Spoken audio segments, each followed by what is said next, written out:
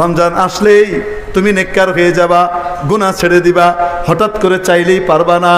অতএব তার আগে 15 দিন আগে একটা কোর্স করো।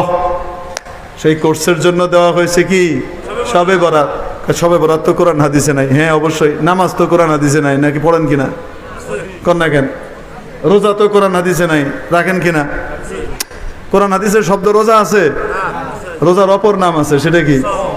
হ্যাঁ, সিয়াম। সিয়াম আর রোজা বলেন সেম জিনিস, ঠিক কি ঠিক না? নামাজ এবং সালাত একই জিনিস। শবে বরাত এটা আমাদের শব্দ, কিন্তু কোরআন হাদিসে যে শব্দ আছে সেটা হলো লাইলাতুন নিসফি মিন শাবান। লাইলাতুন নিসফি, এই আলে হদস পার্টি, আল্লাহ হেদায়েত নসিব করে। আমাকে গালাগালি করবে, আপনারা ভিডিও করে ছাড়তেছেন না, এমন গালাগালি দিবে আমাকে, ঠেলে দেখ। কিয়ামতের দিন যদি গালাগালি করে আল্লাহ নবী সুপারিশ পাইতে পারে, হোক না, তার আশা অনুযায়ী। কি অনুযায়ী? কোনো অসুবিধা নাই। যে কয়টা গালি দিবে সেই কয়টা সওয়াব তার আমল নামা থেকে আমার কাছে কেটে পাঠানো হবে, চিন্তা করেন না। অস্বীকার করে শবে বরাত তুমি কিছু নেই, শবে বরাত এই 14 তারিখে রাতে ইবাদত, এগুলো সব বেদাত, এগুলো সহিহ হাদিসে নাই। কিসে নাই? তাদের কিন্তু সহিহ হাদিসের একজন ইমাম আছে, তার নাম হলো ইমাম আলবানী। কথায় কথায় তারা বলে সহাহুল আলবানী, ইমাম আলবানী এটিকে সহি বলেছেন। বলে কি বলে না? আলবানী সাহেব সহি বললে সহি, আর না বললে সহি না, এটা উম্মত বিশ্বাস করে না। বুঝেননি কি বলি? কোনটা সহি, কোনটা জয়ীফ, কোনটা কি আর কোনটা বাতিল, এইটা 1000 বছর আগেই ঠিকঠাক হয়ে গেছে। আলবানী সাহেব কত দরকার নেই। তারপরেও তারা আলবানী সাহেবকে মানে, কিন্তু আসলে আলবানীরেও মানে না। কারণ আলবানী সাহেব তার সিলসিলাতুল আহাদিস সহিহার মধ্যে, ধারাবাহিক সহিহ হাদিস, এটার মধ্যে উনি 8খানা হাদিস এনেছেন শবে বরাত সম্পর্কে। কয়খানা? 8খানা হাদিস এনে তারপরে কনক্লুশন দিয়েছেন। সামগ্রিকভাবে এই হাদিসগুলো দেখলে বোঝা যায় 14 তারিখের দিবাগত রাত্রের যে ইবাদত, যেটাকে আমরা শবে বরাত বলি, লাইলাতুন নিসফি মিন শাবানের ইবাদত, এটা স্বীকৃত এবং সুন্নাহ দ্বারা প্রমাণিত। কেউ যদি এটাকে অস্বীকার করে তাহলে তার নাদানি, কম ইলমি এবং জ্ঞানের স্বল্পতা। সহিহ ইবনে খুজাইমার মধ্যে হাদিস আছে, বলবো। সহিহ ইবনে হিব্বানের ভিতরে হাদিস আছে। সহিহ ইবনে হিব্বানের ভিতরে হাদিস আছে ইমাম ইবনে হিব্বান আল বুস্তি রহমতুল্লাহ আলাইহি, যেমন সহিহ বুখারী, সহিহ মুসলিম, হ্যাঁ, এরকম সহিহ ইবনে হিব্বান, এটাও সহিহ হাদিসের সম্বলিত একটা কিতাব। এটার ভিতরে সহিহ সনদে উনি হাদিস এনেছেন। সনদ বলবো না? রাসূল করিম সাল্লাল্লাহু আলাইহি ওয়াসাল্লাম ইরশাদ করেন, গালিবান মুআজ ইবনে জাবাল রাদিয়াল্লাহু তাআলা থেকে বর্ণিত, ইয়াত্তালিউল্লাহু তাআলা ইলা খালকিহি লাইলাতান নিসফি মিন শাবান। আল্লাহ তাআলা লাইলাতুন নিসফি মিন শাবানে, শাবান মাসের মধ্যবর্তী রজনীতে তার পুরো সৃষ্টিকুলের দিকে রহমতের দৃষ্টি দেন। কিসের দৃষ্টি দেন? অন্যান্য রাতে রব্বুল আলামিনের রহমত শেষ রাতে এসে দুনিয়ার আসমানে এসে ডাকতে থাকে, ঠিক কি ঠিক না? আর এই রাত্রে মাগরিবের সময় থেকেই শুরু হয়ে যায়। আল্লাহ রহমতের দৃষ্টি দেন। ফায়াগফিরু লিমান ইয়াশা, ফায়াগফিরু লিজামিই খালকিহি, আল্লাহ তার সমস্ত মাখলুককে ক্ষমা করে দেন। ইল্লা লিমুশরিকিন আও মুশাহিন, তবে যে শিরকে লিপ্ত তাকে ক্ষমা করেন না। আর যে বিদ্বেষ পোষণ করে, অন্যকে নিয়ে হিংসা করে বেড়ায়, তাকে আল্লাহ ক্ষমা করেন না। অন্য হাদিসের মধ্যে আসে মুসবিলুল ইজার, টাকনুর নিচে যার লুঙ্গি, পায়জামা, প্যান্ট ইত্যাদি জুব্বা এগুলা থাকে, তাকে ক্ষমা করেন না পুরুষের জন্য। অন্য রিওয়ায়াতের ভিতরে আসে মুদমিনুল খামার, আল্লাহ তাআলা তাকে ক্ষমা করেন না যে লাগাতার মদ থেকে তওবা করে না, খালি মদ খেয়ে যায়, এরকম ব্যক্তিকে ক্ষমা করেন না। অন্য রিওয়ায়াতের মধ্যে এসেছে আরো আছে আরেক ক্যাটাগরির লোক, যারা মা বাবাকে কষ্ট দেয়, মা বাবার খেদমত করে না, মা বাবার নাফরমানি করে, তাকেও মাওলা ক্ষমা করেন না। সবাইকে ক্ষমা করে দেন, তাকে ক্ষমা করেন না। আরেক রিওয়ায়াতের ভিতরে পাওয়া যায় কাতিউর রহিম, আল্লাহ তাআলা ওই ব্যক্তিকে ক্ষমা করেন না যে আত্মীয়তার সম্পর্ক শরীয়ত সম্মত কোনো ওজর ছাড়া ছিন্ন করে। বুঝে আসছে না? নাই? হ্যাঁ, তাকে আল্লাহ ক্ষমা করেন না। তো এগুলা করবো, শবে বরাত আসার আগে আগে এগুলা থেকে বেঁচে নেব, ক্ষমা চেয়ে নেব, ঠিক কি ঠিক না? মা বাবার সাথে যদি অন্যায় করে থাকি পা ধরে মাফ চেয়ে নেব। আত্মীয়ের সাথে যদি অসম্পর্ক ছিন্ন করে থাকি বা সে সম্পর্ক ছিন্ন করে থাকে, আমি তার সাথে হাই হ্যালো করে নেব। পারবো তো ইনশাআল্লাহ? শিরিক থেকে তওবা করে নেব, ছোট শিরিক বড় শিরিক কোনো শিরিক করব না, ঠিক কি ঠিক না? হ্যাঁ, ওই দিন আল্লাহ তাআলা সবাইকে মাফ করে দেন। এবং এই হাদিস সহিহ, এই হাদিস কি সহিহ। আরো অনেক হাদিস আছে। তাহলে শবে বরাতের ইবাদতের কথা হাদিস শরীফে আছে না নাই? আছে। শাবান মাসের মধ্যবর্তী রজনী 14 এবং 15 এই 2 দিনের মাঝখানের যে রাতটা, সেই রাতটা মাগরিব থেকে শুরু হয়ে যায়। কখন থেকে? হ্যাঁ, এই রাত্রে ইবাদত আছে, কিন্তু মুকা ওয়া তাসদিয়া, পটকা ফুটানো, মরিচা ছাড়া, এটা নাই। ওয়া মা কানা সালাতুহুম ইনদাল বাইতি ইল্লা মুকা ওয়া তাসদিয়া। ভাই কাফেররাও নামাজ পড়ে। ওরা কি নামাজ পড়ে? ওরা কাবা শরীফের কাছে এসে নামাজ পড়ে, তুড়ি বাজায়, শীষ বাজায়, শীষ মারে, আওয়াজ করে। এটার নাম ইবাদত নয়।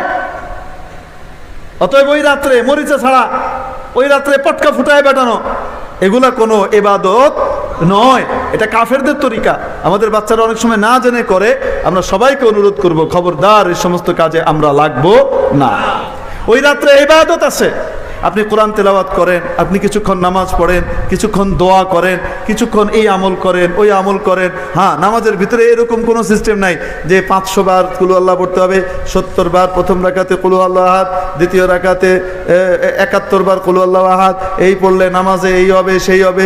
এরকম কোনো নামাজের বিবরণ আমরা হাদিস শরীফের ভিতরে পাই নাই। সাধারণ নফল নামাজ যেমন পড়েন অন্যান্য দিন, ওই রাত্রেও নফল নামাজ তেমনই হবে।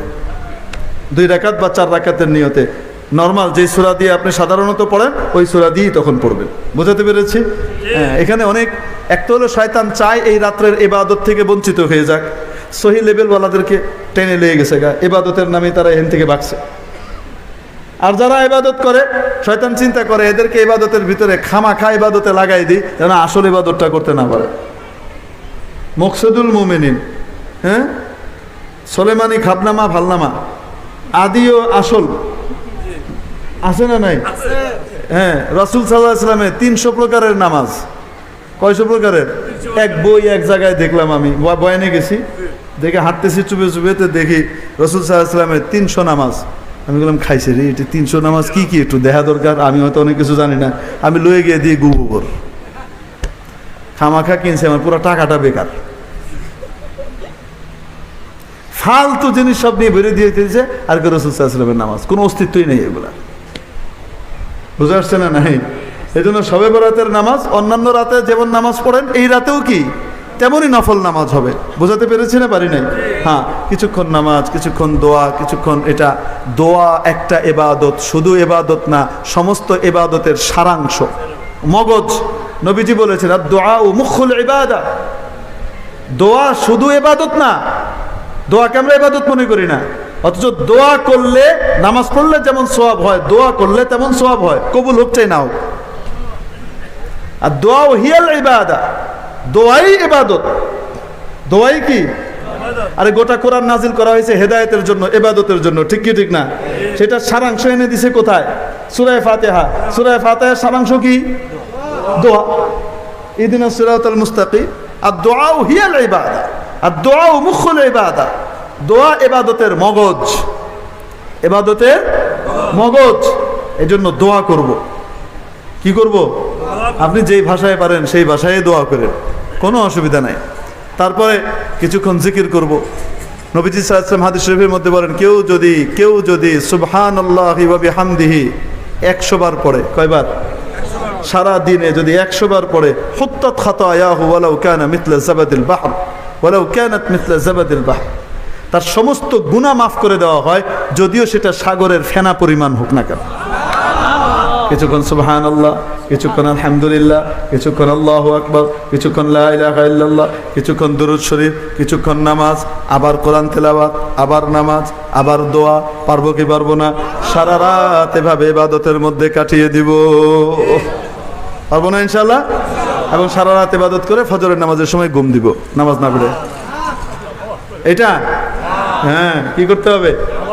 হ্যাঁ, এই ইবাদতটা কিন্তু বাড়িতে করার ইবাদত, একা একা। কিভাবে? একা একা করার ইবাদত।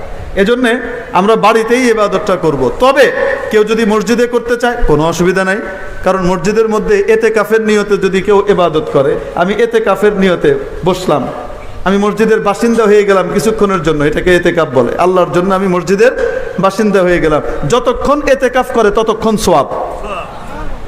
তো মসজিদে এতেকাফ করা এটাও তো একটা সওয়াবের আমল। অতএব আপনার বাড়িতে যদি সেই পরিবেশ না থাকে, অথবা মনে হয় যে রাতটা ছুটে যেতে পারে, আপনি মসজিদের ভিতরে এতেকাফের নিয়তে ইবাদত করেন, সমস্যা কি? অল্প সময় এতেকাফ করার নিয়তে করলেও করা যায়, ঠিক কি ঠিক না? হ্যাঁ, এই জন্য কোনো নিষেধাজ্ঞা নাই, করবো তো ইনশাআল্লাহ। এখন আসেন, এই সব কিছুর পরে দিনের বেলায় রোজা, বিলকুল আপনি দিনের বেলায় রোজা রাখতে পারেন, এটাও হাদিসের ভিতরে আছে।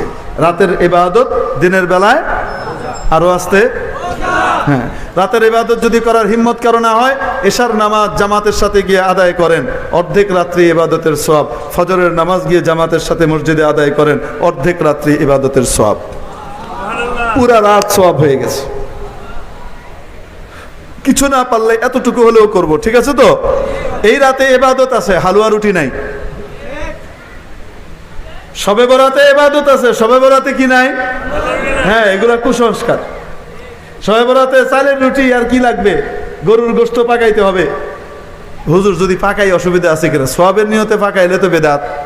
আর যদি এমনি পাকান যে হুজুর রাতের বেলায় রুটি খাবো, খিদা লাগলে রুটি খাবো, ইবাদত করবো, এই জন্য কি করছি, রুটি মুটি পাকাইছি, গোশত মোস্ত পাকাইছি, সে দিনে পাকায়া সব শেষ, রাতে কোনো কিছু করি নাই, এই বাড়ি ওই বাড়ি হালুয়া পাঠাই নাই, ওগুলা করি নাই। এটা করলে সমস্যা আছে কিনা? করলে করতে পারেন। ইবাদতের নিয়তে যদি করেন তাহলে বেদাত হবে। আর যদি এমনি করেন শরীরের শক্তি সঞ্চয়ের জন্য, ওই রাতে ইবাদতটা করব, ভাত টাতের ভিতরে যাব না, একটু চা পানি খাবো আর এই খাবো, এই জন্য করলে করতে পারেন। বুঝছেন কি বলছে?